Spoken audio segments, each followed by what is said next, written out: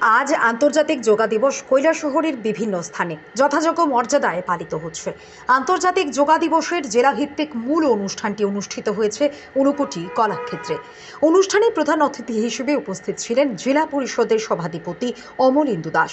এছাড়াও কৈলাসহর পুর পরিষদ সহ বিভিন্ন সংস্থা আন্তর্জাতিক যোগা দিবস পালন করেছে। তবে সবচাইতে দৃষ্টিনন্দন ও আকর্ষণীয় যোগা অনুষ্ঠানটি অনুষ্ঠিত হয়েছে শৈব তীর্থ ঊনকোটিতে। বিএসএফ মারিসাগর সেক্টরের উদ্যোগে ঊনকোটিতে যোগা দিবসের অনুষ্ঠানটি পালন করা হয়েছে। অনুষ্ঠানে 199, 33, 169, 97, 105 নং ব্যাটালিয়নের জওয়ানরা অংশগ্রহণ করে। প্রায় 400 বিএসএফ জওয়ান সহ 50 জন সিভিল নাগরিকরা অংশগ্রহণ করে। ঊনকোটির ওপরে ওঠার ও নিচে নামার সিঁড়িতে বিএসএফ জওয়ানরা যোগা প্রদর্শন করে।